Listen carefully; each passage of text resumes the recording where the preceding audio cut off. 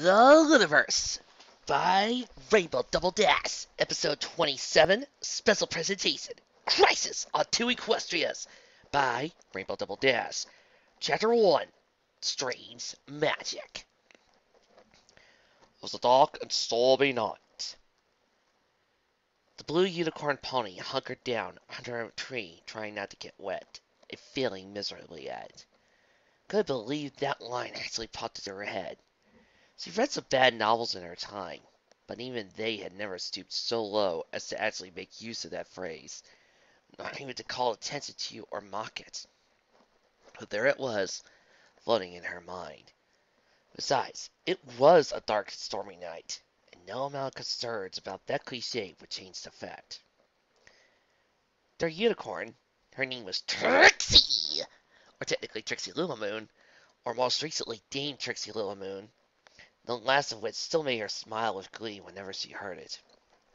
Forced her mind back on task, brushed her soaky wet mane from her eyes, looked down at a spell book lying on the rocks beneath her. It too was soaked. The spell book was illuminated with a blue glow emanating from her horn, which cast the entire area in an eerie cerulean light. Trixie was using her hat, tall and pointed and studded with silvery stars, to try to keep the book at least somewhat dry. Even as her cape, similarly stud star, utterly failed at doing the same for her.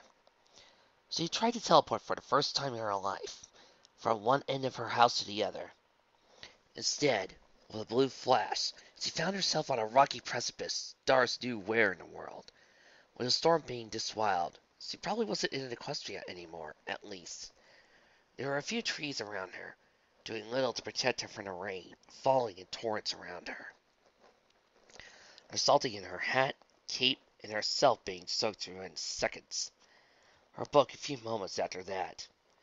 Trixie grumbled and she crouched over the book, trying to figure out how to make the teleporting spell work. Unfortunately, she had never had much of a talent learning spells from books. She compared it to trying to learn a dance from a book. Sure, you could write down the individual steps and movements, but the feeling, the very core of the dance was lost early. However, at the moment, the book was all she had.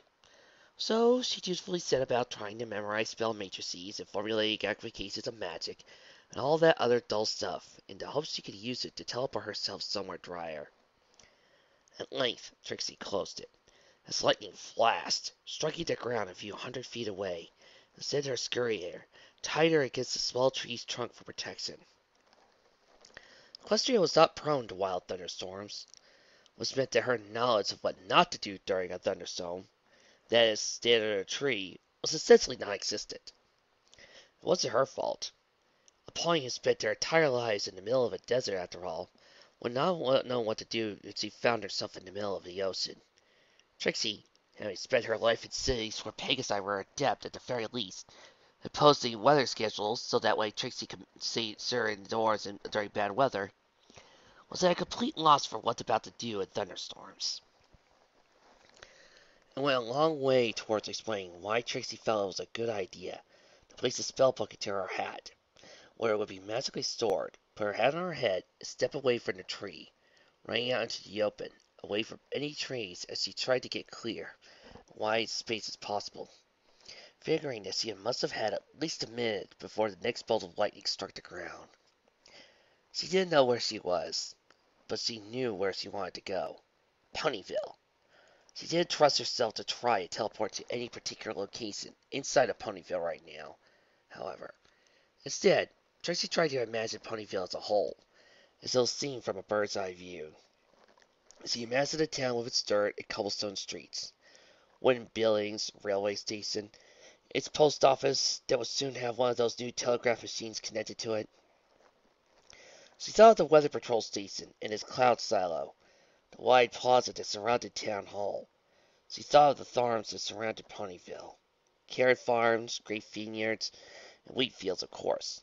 But most prominently, to her own consternation, were the apple orchards of Sweet Apple Acres, the bedrock of the community. Still, she didn't put the thought far from her mind yet, as she needed to focus now on getting back to Ponyville. Getting dry, and just riding teleportation off as a bad idea. A stray thought did enter her mind, though. "This is all your fault, Twilight Sparkle," she says aloud as her horn glowed. She wasn't really far off to think so, she knew. Sure, it was one of Twilight's spellbooks that she was using. It wasn't like Twilight had burst into her home, held her down, and forced her to teleport. But she was in a bad mood, and it made her feel a little better to blame somebody else for her problems. At least right now.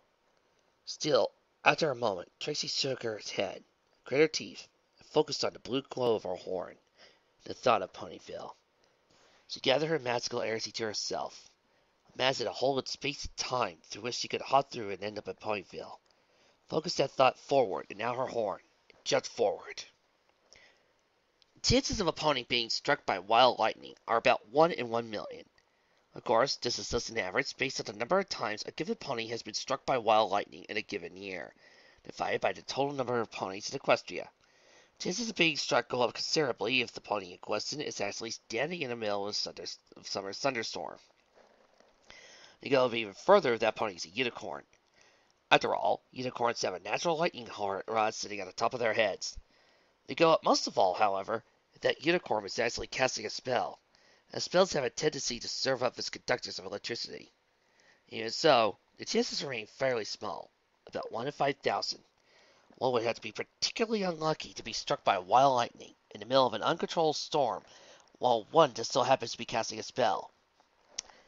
Trixie was a particularly unlucky pony. She had just enough time to register a white flash, like a confident shout and shooting pain all the way down her horn, into her skull and throughout her body. But then there was nothing but blackness. This place didn't really exist, but if it had, it wouldn't have mattered, because it had no air. But if it had air, then it still wouldn't have mattered, because nothing could survive in this place, even assuming that it existed in the first place, which it did not. But if it did exist, if there had been air, then somebody could have been there. They would have heard nothing, because what happened was far too complicated for mere sound. But if it had been, if there had been a pony in this possible non-existent place, breathing air that wasn't there and hearing a sound that couldn't be made, crack! And if one could look around this impossible place, seeing the impossible sight of it, one would have seen the crack, but it was but one of many. A splintered, fractured wall, already thin, already barely keeping itself together. Possible sight of a blue unicorn, of all things, flying through a wall and leaving behind more cracks, as he certainly did not help matters. Falling, falling. Trixie felt what it felt like forever, through very painful, weird manner. Had she been awake, she was not. She was unconscious, leaking magic like a sieve, leaving behind a trail of her very self as he fell, heading for another whale in the makeup of space-time. This one no better conditioned than the first one. Crack! It was a bright and sunny day.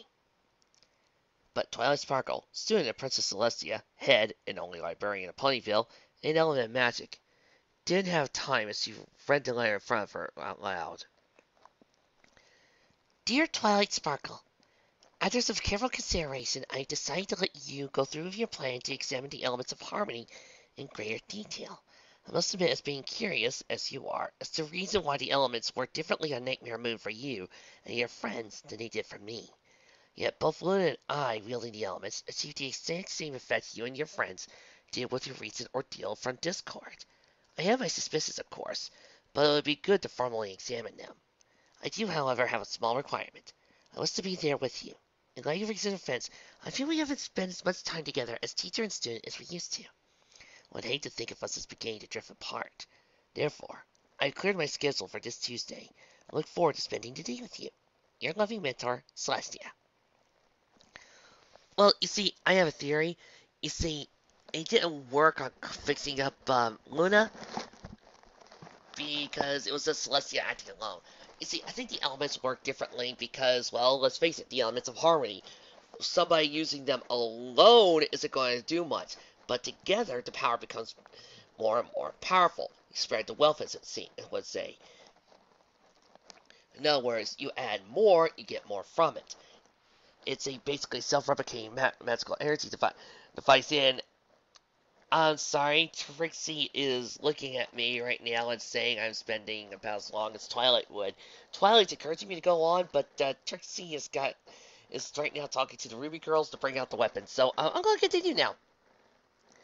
Twilight read the letter to her number one assistant, Spike, and handed her to a second time. Then she read it a third time, then a fourth. On her fifth read-through, some distant part of her brain noted that Spike had noticed the look on her face. Shot off, in return wearing a pair of pillows and a hoofball helmet for protection. This part of her brain was not in contact with the rest. Thus, Spike! It was well to the baby dragon, who had preemptively covered his ears for it. When Spike looked again at Twilight, she was already pacing back and forth, eyes wide. What are you waiting for? Spike asked Twilight, as he cautiously slipped a pair of his own proton to honor. You used to do this sort of thing with Princess Celestia all the time back at Caroline. No, Spike, this is completely different, Twilight exclaimed, stopping her pacing. Princess Celestia is coming here. This isn't some sort of important laboratory or magic circle in Canterlot. This is Princess Celestia in my home! She looked around, and it's a mess! She wasn't referring to the first floor of the library, of course. Now it was impeccably organized at the moment. Every book put away exactly where it belonged, cataloged, dusted, and so on. Her actual home, however, on the second floor of the library, my bed needs to be made, and I don't think we've washed the seats recently, but I should have, and oh, my pillow's looking flat, and Princess Celestia wouldn't like that, I'll need to get a new one, and then there's my desk, it's a mess, there's ink all over, papers everywhere, my telescope is in focus right now, it needs to be paused, and I need... Twilight stopped pacing back and forth, though only so she could fall on her haunches and take a deep, gasping breath of panic. One hoof on her chest, eyes wide, and pupils dilated to tiny pinpricks. Normally, she was far more organized, but every now and then she'd find herself deep in the middle of a study session, trying to learn a new spell or read a book. Then one book or spell would turn to two, then three, then the next thing you know, her home would be a mess. And of course now of all times. She couldn't help but see Princess Celestia looking around her home, a look of increasing disappointment on her features. I suppose you have a lot to learn, Twilight, she said with a sigh and a shake of her head. This would be coming so soon on the host of last week's mishap with the use of the wanted needed spell. Twilight, calm down! Spike insisted when she nearly fainted. He ran off and returned with a inkwell, and a seat of parchment, holding them in front of the unicorn. Just make it tickless like you always do. Twilight paused at this. Yes, tickless! She cried out, horn glowing as he telekinetically grabbed the items from Spike and went to work. When everything else had failed her, a well-organized checklist would not. Alright, first item, make checklist. Second item, make bed. No, wash sheets. Yes, third item. Spike waited patiently as possible while Twilight worked, glad to have at least one partially diffused the situation. Twilight finished her checklist in record time. An expertly made 52-point document that will allow her to clean her home as swiftly as possible, with plenty of time to spare to double, triple, and quadruple checking before Princess Celestia arrived. When she finished her checklist, she left it over to Spike. Okay, she said, her panic forgotten. Now, Twilight had a list to work off of, apply for her day, and by Celestia, and for Celestia, she was going to follow it. Make checklist? Check! Spike said, putting a mark on top of the checklist. Sometimes he couldn't believe the enthusiasm that he actually approached these lists with. Although, then again, when Twilight got on a roll, it was hard to not get caught up in it. Now you just have to... He was interrupted when something cyan and rainbow came barely in through Twilight's balcony, without first opening the door. While Twilight and Spike yelped at the sudden chill. Winter had been going through a few weeks now, but had been relatively mild until just a day ago, when the Pegasi at Ponyville kicked things off in earnest, with 4 inches of snow and a cold front. One of those Pegasi in particular was even now picking herself up from where she crash-landed against the wall on the other side of Twilight's room. Twilight's shock was dispelled as soon as she saw her friend was unharmed. Rainbow Dash! She exclaimed, telekinetically closing her door against the chill. I have a front door. Why don't you ever use it? Rainbow Dash paused a moment at that, casting a glance at the front door, and noticing it was there for the first time. She didn't give it much more thought, though. No time for that! She said, turning around looking at Twilight. We got an emergency! Next set of projections were forgotten at that. As she set aside her checklist, quill and inkwell immediately, trotted over to Rainbow Dash, and fought back in concern. What is it? She asked constantly. Rainbow Dash beat her wings a few times, rarely stood as she could fly instead, especially when agitated. "Tell us we have Lakers!" the element of loyalty said. "I was there catching some seeds in a tree after last night's storm." "Does it look cold like that?" Spiker interrupted, head tilting its head to the side. Rainbow Dash shook her mane. "Things I don't get cold easily," she said, jerking a hoof at the nearest window. "It's barely freezing out. I was fine. More importantly, though, next thing I knew, I was woken up because Apple Bloom was screaming her head off. So I flew there as fast as I could. Apple Bloom was on her way to school, see? And guess who she found lying in the snow at Sweet Apple Acres' door?" She gave 2 more moments to guess, but then neither unicorn or dragon did. She leaned in. "Nobody else but the great and powerful Trixie! Oh, sorry, the great and powerful Trixie." She made sarcasm moments with her hooves at both tiles. Twilight, meanwhile, whickered, backing up. "Trixie? Was she okay?" Spike asked. Twilight mentally kicked herself for not asking that first. Rainbow Dash shrugged. "She was breathing," she said. "And I don't know. Applejack and Big Macintosh came outside then. They brought her in. I went to the hospital to let them know. They came straight here. Figured you want to know." Twilight nodded. Rainbow Dash was right. She would want to know. "I'm going down to Sweet Apple Acres," she decided, looking around a few moments before levitating her scarf, magically enchanted to keep out winter's chill from her drawer and around her neck. Looking to her number 1 assistant. "Spike, get to work on the checklist while I'm gone," she instructed. He gave a salute. Normally he might gripe of being left with chores to do, but apparently he understood the gravity of the situation. Twilight looked back at Rainbow Dash. "Okay," she said. "Go and tell Applejack I'm on my way down. I don't know why Trixie came back, but I'm going to help any way I can." Rainbow Dash gave a salute of her own at that, and trot off. Though Twilight's balcony, the unicorn noted, sighing. Twilight once more closed her balcony doors, and then set out. Apart from the chill, it was actually a beautiful winter's day. The sun was shining, the snow was fresh, the ponies of Ponyville were going about their business as usual. The only thing disturbing the morning was a seemingly mad lavender unicorn, charging as fast as her host could carry her through and out of the town center, heading for the farmlands that surrounded Ponyville, and one farm in particular. The citizenry of Ponyville gave the unicorn a glance. So was Twilight Sparkle, and returned to their business. Something was always going on with that one, or one of her friends, and their antics were all but a part of giant Ponyville these days.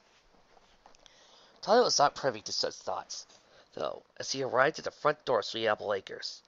A medical cart was sitting in front of it, red lights prominent, though not flashing. Despite her rush, she nevertheless paused at the front door in order to knock, and no for other reason to catch her breath.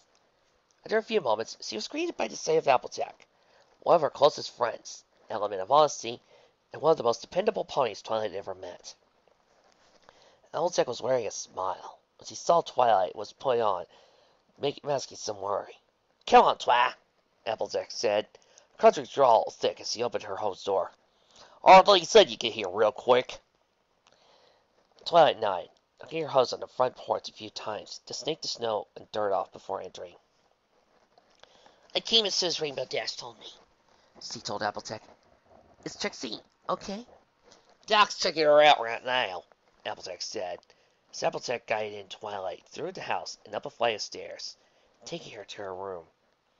Big Macintosh said was outside, and still stoic enough that he could have been doing a good impersonation of a royal guard, and though he looked rather worried than stern. The 2 mares stopped before the closed door of Applejack's room. "I'll feel bad for saying it, but I'm a bit more worried about Apple Bloom. Ain't something you want to start the day with, exactly." She lowered her head voice slightly. "Especially if things go south, you know what I'm saying." Twilight stiffened slightly at Applejack's tone, eyes wide. "That bad?" "Don't know," Applejack said, taking off her signature station, placing it on her chest. "Tracy didn't look too good. I don't know how long she was out in the snow. No offense, Sugar Cube, but unicorns ain't known for their fortitude. At least not if they decide to pass out somewhere in that." Twilight didn't take offense at all. Of the 3 pony tribes, unicorns were indeed the frailest, lacking the temperature resistance of Pegasi, the sheer endurance of earth ponies. She glanced at Big Macintosh. It was looking like he was about to give his own thoughts on the matter, when the door to Applejack's room opened, and Dr. Stable, a bespectacled orange unicorn, came trotting out with a pair of assistants. He nodded to Twilight in greeting, before taking the 3 ponies before him. Well, I have good news and bad news, he said. The good news is Trixie is in there stable, healthy as far as I can tell. She doesn't have frostbite or any signs of exposure. Her cave seems to be having some warming enchantment on it. Twilight tugged at her own scarf unconsciously. The same enchantment worn into it may have saved her life. But what's the bad news? Dr. Stable took a moment, looking over the clipboard he brought with him. Well, first, Miss Trixie's received quite a shock. I don't mean surprise kind. Unless I'm mistaken, I see she was hit by a powerful electric jolt. Lightning. Wild lightning at that. Much stronger than the bolts that weather Pegasus generate. Twilight, Applejack, and Big Mac all blinked in confusion at that, and looking between each other. Y'all hear of lightning during a snowstorm? Applejack asked. Nope, Big Macintosh said. Twilight tapped a hoof to her mouth. I think it's possible, she said, but I didn't hear any last night. Dr. Stable shrugged. I don't know what caused it, but the mayor has been struck by lightning. Mark my words. Right in the horn, too. Possibly unless he was trying to cast a spell. Must be the unluckiest mayor this side of Canterhorn. Now, fortunately, as much magic tends to attract lightning, it also serves to insulate the body a little, so she doesn't seem to be badly hurt. But that leads to the second problem. She overchanneled. Twilight eaved without being able to stop herself, backing away slightly. Applejack and Big Macintosh stared at her reaction, looking between the two unicorns oddly. Over what, Lyle? Applejack asked. Overchanneling is what happens when a unicorn uses too much of his or her magic in a single go. Dr. Stable explained. Horn glowing blue is a perfect example. Leaves a unicorn completely drained and in a coma. Without aid, the coma can last for days, or weeks, or even longer. Raised a hoof before panic could overcome the three ponies before them. Before you worry too much, we got her just in time. We were able to give her ether to restore her lost magic before the coma could set in. She'll be unconscious for a day, but it shouldn't be much longer. Twilight brightened at that. But Dr. Stable again raised his hoof before she could get her hopes too high. Having said that, he warned, we can't know much more until she wakes up. She could have some other form of trauma caused by the lightning strike, or overchanneling, or both. Yes, she could end up being cared for by Fluttershy falling in love with her. Oh, boo, boo! I love the story. I just can't help resist. He turned to look at Applejack. As much as things have made me easier as we were in the hospital, I'd rather not move her, if possible.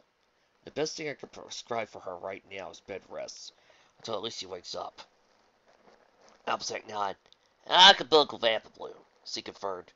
Would it be okay to see her? Twilight asked. I think so, Dr. Stable responded. In fact, I recommend keeping a pony with her at all times.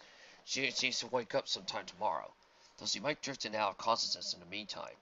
I wouldn't be surprised if she's only awake for an hour or two at most. He nodded to Applejack. I've got a good supply of ether in her room. Whenever she wakes up, get her to drink some. Even a few drops are enough to start with. And if anything changes, come and get me immediately. Will do, Applejack promised. With another nod, Dr. Stable and his assistants left.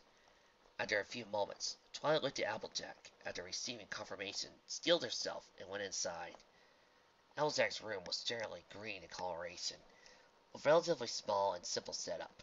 It was a simple pony, and her room was arranged to match, with a pair of wall hooks for a Stetson lasso, a low desk with a sitting pillow next to it, a wooden inviting bed with thick, hoof-woven and inviting seats on it.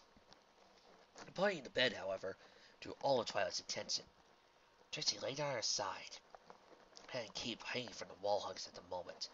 Her silver hair was matted with sweat, despite the cold conditions she had been found in, as was her brow. Her eyes were screwed tightly shut, and her forehead gripped one pillow. Despite her sweat, the covers were pulled over her, wrapping the unicorn tight cocoon of linen. Her breathing at least was strong and steady. She didn't look like she was in any kind of pain. Twilight put a hug to her chest at the sight of her. Trixie had twice come to Ponyville. Once, not long after Twilight had first arrived herself, more than a year ago now. She had been a boisterous, arrogant, vain show pony. Not much to say that way, unable to admit her faults. This played heavily to her more recent appearance with the Alicorn Amulet. Trixie had convinced herself that she and Twilight were rivals, and had done horrible things in Ponyville after defeating Twilight in a magic duel. But that had been the Alicorn Amulet influencing her, and inflating her ego even beyond her previous proportions. After Trixie had been relieved of the amulet, showing the error of her ways, she apologized to Twilight, and the two parted on relatively good terms. Not that Twilight had been entirely willing to let Trixie off the hook, per se. She forgiven Trixie, yes, but the two were not precisely friends, or even friendly. But then last week happened. Last week, when Twilight had been frayed one nerve of a complete mental breakdown over, of all things, her friends sent reports to Princess Celestia. Last week, when Twilight cast a wanted Nia spell on her old doll, Smarty Pants, turned Ponyville into a battleground. Twilight had all too suddenly become very aware how easy it was to misuse raw magical power. There's one thing Twilight had, was raw magical power. Looking down at Trixie now, seeing her self-proclaimed rival in a state like this, it was easy for Twilight to want to set all aside, all the differences and past problems with Trixie. Just start over. She resolved to do that as soon as Trixie woke up. Trixie groaned a little in her sleep, her horn glowing weak and pale blue. Twilight blinked at that. Trixie's horn had always glowed lavender in the past, hadn't it? It gleamed in a little, confused, when Trixie groaned again, and started mumbling something in her sleep. Twilight's ears perked up, straining to hear Trixie's faint voice. Stupid storm, she breathed, cussing the pillow closer to her. Stupid Twilight. Twilight blinked a few times at that, listening still, but Trixie didn't say anything else. Twilight sat back on her haunches, staring down at Trixie. Evidently, though, Twilight was willing to put everything behind her. Trixie was not. Then again, it may have been Trixie's subconscious talking. She was, after all, recovering from an apparent lightning strike and over-channeling. Don't worry, Trixie, Twilight said. Her glowing, she moved Trixie's covers into a more comfortable position. Just focus on getting better, and we can take everything from here. She smiled. Maybe we could be friends? My Little Pony, what is friendship all about? My Little Pony, My Little Pony, friendship is magic. My Little Pony, friendship never meant that much to me. My Little Pony, but you're all here now, I can see. When I was young, friends were just a means to an end. Anything more was just too much effort to expend. But my little ponies, you opened up my eyes. And now the truth is coming clear as moonlit winter skies. And it's such a wonderful surprise. My little pony, friendship never meant that much to me. My little pony, but you're all here now, I can see.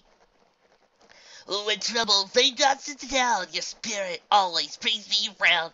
Kindness is easy too, something anyone can do. For loyalty, you always play your part. You pluck the lyra strings of my heart. On the carrot top of the world, as as can be. And all the way you teach laughter makes me wanna cheerily. My little pony, friendship never meant that much to me. My little pony, well, you're all here now, I can see. Our friendship's magic, and it's growing all the time. A new adventure waits for us. Each day is yours and mine. We'll make it special every time. We'll make it special every time. My little pony, what a wonderful wonder friendship means. My little pony, did you know that we're becoming true friends?